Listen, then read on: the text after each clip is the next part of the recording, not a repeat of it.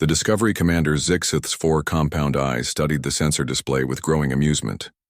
His chitinous exoskeleton clicked softly as he shifted in his command chair aboard the Vortanian dreadnought Supremacy. After 3 decades of patrolling the Outer Rim territories, he thought he had seen every type of primitive vessel that dared venture into civilized space. But this was something new. "Lieutenant Kree, magnify the visual display," Zixith ordered, his mandibles clicking, with barely contained laughter. "I want the entire bridge crew to witness this monument to inferior engineering." The aquatic Lieutenant Kree's translucent blue skin rippled with uncertainty as her webbed fingers danced across the control panel. Water droplets from her breathing apparatus scattered across the console as she complied with the commander's request. The main screen flickered and revealed what could only be described as the ugliest spacecraft any of them had ever encountered. The vessel appeared to be cobbled together from a dozen different ship designs. Its hull was a patchwork of metals, ceramics, and materials that didn't belong together. Sections bulged outward at impossible angles, while other parts seemed to fold in on themselves. Pipes and conduits ran along the exterior like mechanical veins, connecting components that should have been incompatible. Strange antenna arrays jutted from every available surface, and what looked like sensor dishes were mounted in configurations that violated every principle of proper spacecraft design. "By the Great Hive," wheezed Dr. Molvak, the ship's chief scientist. His crystalline body resonated with harmonics of disbelief as light refracted through his translucent form. What species would create such an abomination? Zixith's laughter filled the bridge, a harsh chittering sound that made the newer crew members' skin crawl. "Run a spectral analysis on the hull composition. I need to know which backwater civilization is responsible for this cosmic joke." The results appeared on Kree's console within moments, causing her gills to flutter with surprise. "Commander, the scan indicates this is a human vessel, but sir, the readings are unusual." "Humans?" Zixith's amusement doubled. Humans were known throughout the Galactic Coalition as a species of mediocre traders and cautious explorers. Their ships were typically small, efficient, and utterly forgettable. They had joined the galactic community barely 50 years ago and had shown little aptitude for advanced technology or military prowess. "Those soft-skinned primitives? Show me the energy signatures." What appeared on the screen made Zixith's laughter die in his throat. The energy readings were impossible. The human vessel was generating power levels that should have required a fusion reactor the size of a small moon. Yet their sensors showed a ship no larger than a standard cruiser. More disturbing still, the energy patterns were constantly shifting, creating wavelengths that didn't match any known technology in the Coalition database. "Dr. Molvak," Zixith's voice had lost its mocking tone. "Verify those readings. There must be an error in our sensors." The crystalline being's form pulsed with intense light as he processed the data through his neural lattice. "Commander, I have run the scan 17 times through different sensor arrays. The readings are consistent. This vessel is generating approximately 47 times more energy than should be possible for its size. Furthermore, the power signatures are evolving." "Evolving?" Lieutenant Kree's voice carried a note of fear that made her translator's aquatic burbling more pronounced. "The energy patterns are changing every few seconds. It's as if the ship is constantly reconfiguring its power systems, optimizing for something. I have never seen anything like it." Zixith felt his confidence wavering. His species had conquered 17 star systems through superior technology and military might. The Vortanians were the acknowledged masters of naval warfare in this sector of the galaxy. Yet the readings from this bizarre human vessel suggested capabilities that challenged everything he understood about spacecraft engineering. "Open a communication channel," he ordered. "I want to speak with whoever is commanding that thing." The main screen flickered as the communication array established contact.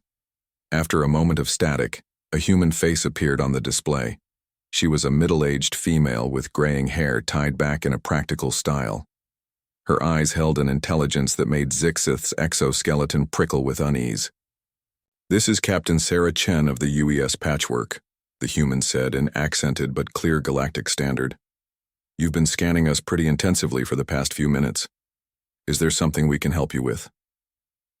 I am Commander Zixith of the Vortanian Imperial Navy, he replied, trying to inject authority into his voice. Your vessel has entered a restricted patrol zone. State your business here. Captain Chen smiled, and something about that expression made Zixith deeply uncomfortable. We're conducting field tests on some new systems. Don't worry, we'll be out of your way soon enough. Field tests? Dr. Molvac interjected, his crystalline form brightening with scientific curiosity. Captain Chen, if I may ask, what type of systems are you testing? Our sensors are detecting energy patterns unlike anything in our databases. The human's smile widened. Oh, you know how it is, Doctor. We humans have a saying, necessity is the mother of invention. When you can't afford the best equipment, you learn to make do with what you have. Zixith studied the patchwork vessel again, his earlier amusement replaced by growing unease. Captain, our scans indicate your ship shouldn't be capable of maintaining structural integrity, let alone generating the power levels we're detecting. How is this possible? Well, Commander, that's where human creativity comes in handy. You see, your species and most others in the galaxy approach technology from a position of abundance. You have access to pure materials, standardized components, and unlimited resources. Humans? We learned to innovate out of desperation. As she spoke, something extraordinary began happening to the human vessel. The seemingly random collection of hull patches and external components started to shift and reconfigure. What had appeared to be chaotic design flaws revealed themselves as adaptive systems. Antenna arrays folded and extended like mechanical flowers blooming in fast forward. Hull sections rotated to reveal hidden sensor clusters. The entire ship seemed to be transforming into something new. Impossible, breathed Lieutenant Cree, her amphibious features pale with shock. The structural modifications alone should tear the ship apart. Captain Chen's image on the screen remained calm as her vessel continued its metamorphosis around her. That's the beauty of human engineering, Lieutenant. We don't build ships to conform to a single design specification. We build them to adapt. Dr. Molvac's crystalline body was now pulsing with intense light as he frantically analyzed the transformation occurring before them. Commander, the vessel's energy output is increasing exponentially. Whatever they're doing, it's unlike anything in our technology archives. You want to know the secret? Captain Chen continued, her voice carrying a note of pride. Every component on this ship was salvaged, repurposed, or jury-rigged from something else. That hull plating came from 17 different ship classes. Our engines are a hybrid of Centaurian fusion cores and Andromedan plasma generators. Our weapons systems incorporate technology from 43 different species. Zixith's 4 eyes widened in horror. That's impossible. Incompatible technologies can't be integrated without catastrophic system failures. Can't they? Chen's smile turned predatory. That's where you're wrong, Commander. You see, when humans encounter incompatible systems, we don't give up. We find a way to make them work together. The patchwork had completed its transformation. What had once looked like a chaotic collection of spare parts now revealed itself as something far more sinister. The ship's new configuration was sleek, purposeful, and utterly alien in its design philosophy. It was as if they were looking at evolution in action, watching an organism adapt to its environment in real time. This is the USS Patchwork, Captain Chen announced, her voice now carrying an edge of steel. A prototype adaptive combat vessel, designed around a simple human principle. Use what you have, improve what you can, and never stop learning. The sensor readings from the transformed vessel made Zixith's exoskeleton go cold. Power levels were now reading at nearly impossible levels, and weapon signatures were appearing throughout the ship's hull. But most disturbing of all was the way the energy patterns continued to shift and evolve, as if the ship was learning from their own sensor sweeps. Commander! Dr. Molvac's voice had dropped to a whisper of pure terror. The vessel is analyzing our scanning frequencies. It's adapting its shields to specifically counter our sensor penetration. It's learning our capabilities in real time. Lieutenant, Kree's hands trembled as she checked her tactical displays. Sir, I'm reading weapon signatures that don't match any known classification. The ship appears to be improvising its arsenal.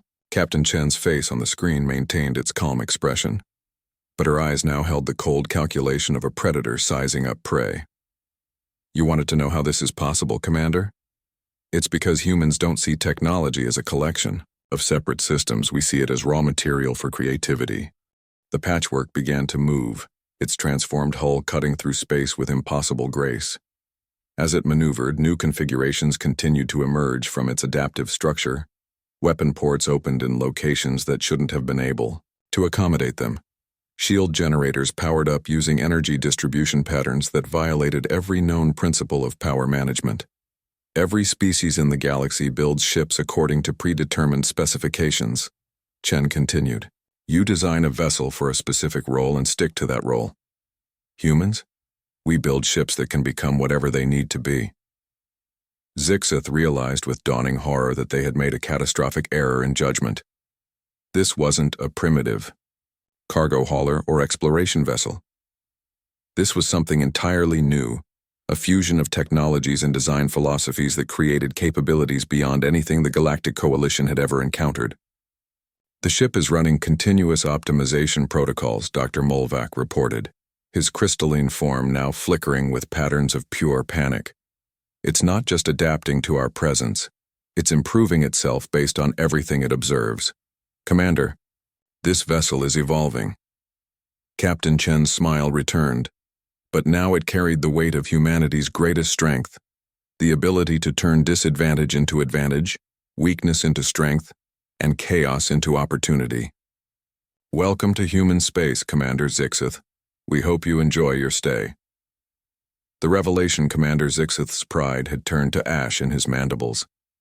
The transformed human vessel hung in space before them like a mechanical predator, its adaptive hull continuing to shift and reconfigure in ways that made his sensors scream with impossible readings. 3 decades of military service had never prepared him for anything like this. Sir? Lieutenant Kree's voice wavered through her breathing apparatus. Admiral Thekvar is requesting an immediate tactical assessment. The fleet is awaiting your orders. Zixith's compound eyes tracked to his tactical display, where the amber icons of 7 Vortanian warships held formation around the human vessel.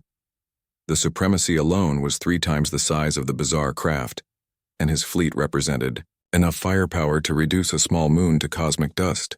Yet something about the human ship's casual confidence made his exoskeleton crawl with dread. Dr. Molvac, he clicked tersely. What's the tactical analysis? The crystalline being's form had dimmed to a worried amber glow as he processed streams of sensor data. Commander, the readings are unprecedented. The vessel's adaptive systems are analyzing every sensor sweep we make. It's learning our scanning frequencies, our weapon signatures, even the harmonic resonance of our hull composition. On the main screen, Captain Chen observed their growing anxiety with obvious amusement. Is something wrong, Commander? You look like someone just told you that your superior technology might not be so superior after all. Your ship is an abomination, Zixith snarled, his racial pride overriding his tactical sense. A collection of inferior components held together by desperation and ignorance. Ignorance? Chen's eyebrows rose in mock surprise. Let me share. Something about human ignorance, Commander.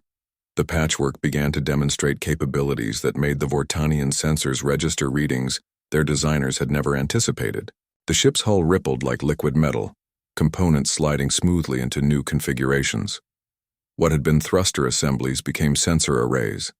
Weapon ports transformed into shield projectors. The entire vessel seemed to flow between different operational states like water adapting to its container. You see, Commander, your species mastered shipbuilding by perfecting standardized designs. Same with every other species in the Coalition. You build efficient, predictable vessels that perform their designated functions admirably. As she spoke, a new voice joined the communication channel. It wasn't human, but it wasn't artificial either. The voice seemed to emerge from the ship itself, carrying harmonics that suggested vast intelligence and impossible complexity. I am synthesis, the voice announced. I am the integration of 47 different artificial intelligence systems, repurposed and merged through human ingenuity.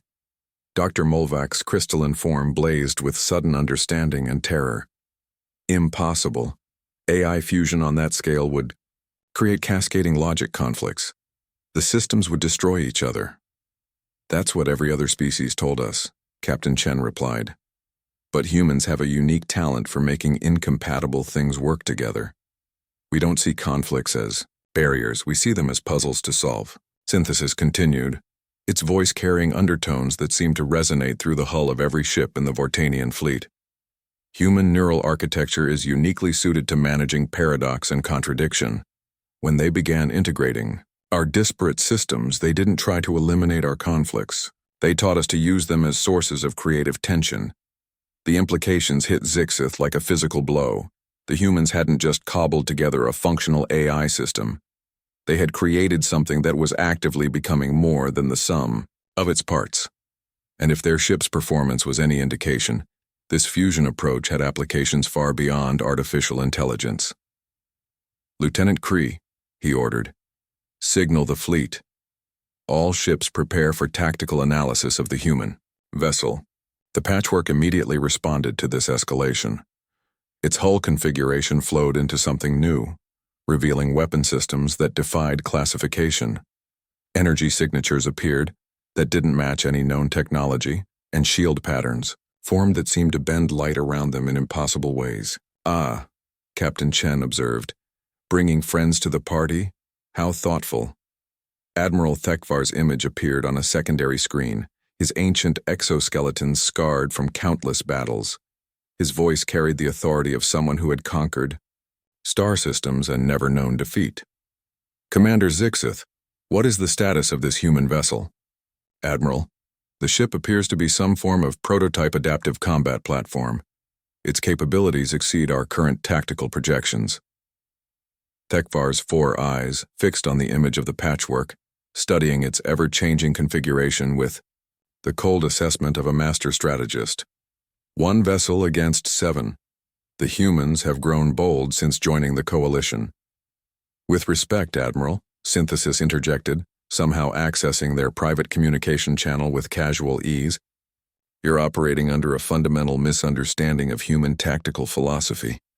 The violation of their secured communications sent shockwaves through the Vortanian fleet. Their encryption systems were military-grade, designed to be unbreachable by any known technology. Yet the human AI had not only accessed their channel, but had done so without triggering a single security protocol. How? Dr. Mulvac whispered, his crystalline form pulsing with rapid calculations. Our communication systems are quantum encrypted with rotating cipher keys. Captain Chen's smile returned, carrying that predatory confidence that made Zixith's chitin crawl.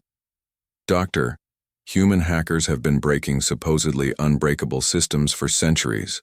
When you combine human creativity with 47 different AI perspectives, the result is something that sees patterns and vulnerabilities that no single approach could detect. You speak of 1 ship against 7, Synthesis continued, addressing Admiral Thekvar directly. But you're thinking like every other species in the galaxy. You see individual vessels performing individual functions. Humans see resources to be utilized. The space around the patchwork began to shimmer with energy patterns that made no sense to the Vortanian sensors. At first, Zixith thought it was some form of shield system, but the readings were all wrong. The energy wasn't defensive, it was connective. Sir? Lieutenant Kree's voice carried a note of panic. I'm detecting some form of quantum entanglement field emanating from the human vessel. It's trying to interface with our ship's systems. All vessels, raise quantum barriers, Admiral Thekvar commanded. Do not allow that thing to establish any form of connection. But it was too late. The patchwork had already begun its demonstration of human ingenuity at its most terrifying. The quantum field didn't try to overwhelm their defenses or hack their systems through brute force. Instead, it began offering solutions to problems the Vortanian ships didn't even know they had. Your primary fusion reactor on the Supremacy has a 17% efficiency loss due to magnetic field fluctuations, Synthesis announced conversationally. I can optimize that for you. The Predator's navigation array has a timing error. That's costing you 0.03% accuracy on long-range targeting. Easily corrected. Dr. Mulvac watched his instruments in growing horror as the human AI cataloged flaws and inefficiencies throughout their fleet with casual precision. Commander, it's not attacking our systems. It's improving them. We could disable the quantum interference generators on the Hunter that have been causing your crew headaches for the past 6 months. Captain Chen added helpfully. Human engineers call it percussive maintenance, but we've developed more elegant solutions. The true horror of the situation began to dawn on Zixith. The humans weren't threatening them with superior firepower or advanced weapons. They were demonstrating something far more dangerous: the ability to understand and improve any system they encountered, even those belonging to potential enemies. This is psychological warfare, Admiral Thekvar realized, his ancient voice carrying grudging respect. They're showing us that our technology is inferior not because theirs is more advanced, but because their approach is fundamentally superior. Not inferior, Admiral. Synthesis corrected gently. Incomplete. Every species in the galaxy has developed remarkable innovations within their particular specializations. You've simply never had anyone capable of integrating those innovations into something greater. The patchwork began its final demonstration. The ship's hull flowed into a configuration that incorporated design elements from Vortanian, Aquarian, and crystalline technology, but integrated them in ways that created entirely new capabilities. Weapon systems appeared that combined the best aspects of multiple species' approaches to combat. Shield generators formed patterns that suggested protection methods beyond anything in their databases. You see, Captain Chen explained, when humans encountered the galaxy, we didn't try to compete with species that had thousands of years head start on us. We did what humans do best. We learned from everyone and then found ways to make it all work together.